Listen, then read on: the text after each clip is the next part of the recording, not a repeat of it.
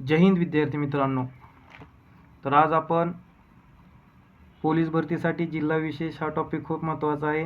आपण आपल्या dream Maharashtra police भरती या चॅनलवर इथून पुढे रोज आपण प्रत्येक एक जिल्हा घेणार आहोत जिल्हा विशेषमध्ये. तर आज आपण पहिला जिल्हा म्हणून यवतमाळ घेतलेला आहे. तर आपण आता इथून पुढे यवतमाळची माहिती बघूयात. आज रोज आपल्या चॅनलवर प्रत्येक जिल्ह्याविषयी माहिती दिली जाईल. तर त्यामध्ये पहिला यवतमाळ. तर यवतमाळ या जिल्ह्याचे मुख्यालय कोठे आहे? तर यवतमाळ या ठिकाणीच आहे. पोलीस भरतीसाठी प्रत्येक जिल्ह्याला आजपर्यंत विचारला जाणारा प्रश्न आहे की ज्या जिल्ह्याला फॉर्म भरला आहे त्या जिल्ह्याला विचारला जातो. जसे की यवतमाळ या जिल्ह्याचे क्षेत्रफळ किती आहे? तर त्याचं उत्तर आहे 13,584 चौरस किलोमीटर. तसेच यवतमाळ जिल्ह्यामध्ये किती तालुके आहेत असाही प्रश्न विचारला जाऊ शकतो. तर त्याचं उत्तर आहे 16. तर ते कोणते कोणते? तर पहिला यवतमाळ, पुसद, उमरखेड, महागाव, दिग्रज, द्वारवा, आर्णी, तेर, बाबळगाव, कळंब, वणी, मारेगाव, घाटजी, झरी, जामणी, राळेगाव, केळापूर, पांढरकवडा त्याचंच नाव आहे. असे 16 तालुके आहेत. तसेच नद्यावरही जिल्ह्याला प्रश्न विचारला जाऊ शकतो की खालीलपैकी कोणती नदी यवतमाळ जिल्ह्यामधून वाहत नाही किंवा कोणती नदी यवतमाळ जिल्ह्यातून वाहते. तर नद्याही पूर्ण पाठ करणं गरजेचं आहे. त्यामध्ये पहिली नदी वर्धा, पेनगंगा, बेंबळा, निर्गुणा, अरुणावती, अडाण, वाघाडी, खुनी, विदर्भ, रामगंगा आणि पूस अशा नद्या यवतमाळ जिल्ह्यातून वाहतात. तसेच खनिजावरही खालीलपैकी कोणते खनिज यवतमाळ जिल्ह्यामध्ये आढळते असा प्रश्न विचारला जाऊ शकतो. तर त्यासाठी तुम्हाला खनिजे चुनखडी, दगडी कोळसा व बांधकामासाठी लागणारा दगड हे खनिजे यवतमाळ जिल्ह्यामध्ये आढळतात. आता त्यापैकी दुसरं म्हणलं तर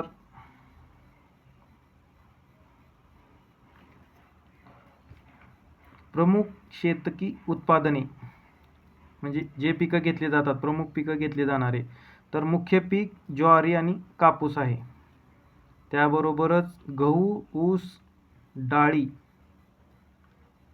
गळितांचे धान्य, आंबा, संत्री, केळी, विड्याची पाने इत्यादी प्रमुख पिके घेतली जातात. तसेच धरणे प्रत्येक जिल्ह्यावर ज्या जिल्ह्यामध्ये जे धरणं आहेत त्यावर त्या जिल्ह्यामध्ये प्रश्न विचारला जातो. तसेच यवतमाळमध्ये पैनगंगा नदीवर इसापूर धरण बांधलेलं आहे. यावर प्रश्न कसा येऊ शकतो तुम्हाला? पैनगंगा नदीवर डॅश डॅश हे धरण बांधलेले आहे. तर त्याचं उत्तर इसापूर. असंच पुढे विदर्भा नदीवर कायर, अरुणावती नदीवर देवगाव, पूस नदीवर पुसद, खुनी नदीवर सायखेड, निर्गुणा नदीवर नवरगाव, अडाण नदीवर गोकी आणि वाघाडी नदीवर वाघाडी हे धरण बांधले आहे.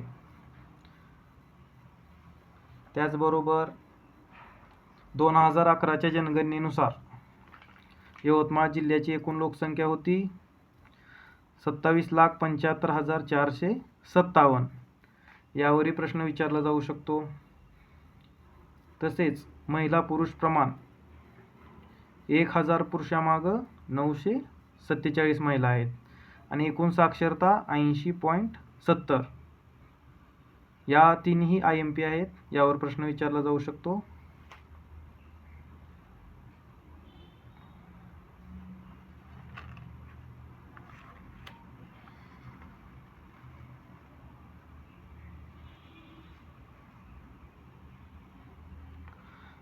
आता आपण विशेष माहिती बघूया जिल्ह्याची. यवतमाळचे मूळ नाव येवती असे होते. येवती महत्त्वाचं आहे. IMP आहे यवतमाळला फॉर्म भरण्यासाठी. हे गाव मुळातच माळावर वसलेले असल्यामुळे येवतीचा माळ म्हणून येवतीचा माळ म्हणून यवतमाळ झाले असावे असे सांगितले जाते. एकूण शेतीयोग्य जमिनीपैकी सुमारे 50% जमीन कापूस पीक घेण्यात येते. म्हणजे 50% जमिनीवर कापूस पीक घेण्यात येते. यवतमाळ हा जिल्हा फार पूर्वीपासून कापूस उत्पादनात विदर्भात अग्रस्थानी असून पांढरे सोने पिकवणारा जिल्हा आहे. पांढरे सोने पिकवणारा जिल्हा म्हणून यवतमाळ जिल्ह्याची ओळख आहे. हा प्रश्न पोलीस भरतीला खूप वेळा पडलेला आहे. आणि पांढरे सोने कशाला म्हटले जाते तर कापसाला म्हटले जाते. यवतमाळ MIDC मध्ये 105 एकर क्षेत्र उभारण्यात आलेले रेमंडचा कारखाना यवतमाळ औद्योगिक क्षेत्रातील एक मोठी उपलब्धी आहे. 105 एकर मध्ये कोणत्या जिल्ह्यात रेमंडचा कारखाना उभारला आहे तर यवतमाळ जिल्ह्यामध्ये.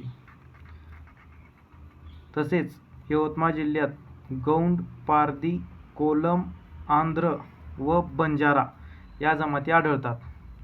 तुम्हाला असा प्रश्न प्रत्येक जिल्ह्याला विचारला जातो, ज्या जिल्ह्यामध्ये आदिवासी जमात आढळली जाते त्या जिल्ह्याला, की खालीलपैकी कोणती जमात या यवतमाळ जिल्ह्यामध्ये आढळते. तर त्याचं उत्तर एवढ्यापैकी असलं पाहिजे. तर अशाच पद्धतीने मित्रांनो आपण रोज एक जिल्हा घेणार आहे. आज यवतमाळ जिल्ह्याची आपण माहिती घेतलेली आहे. जय हिंद.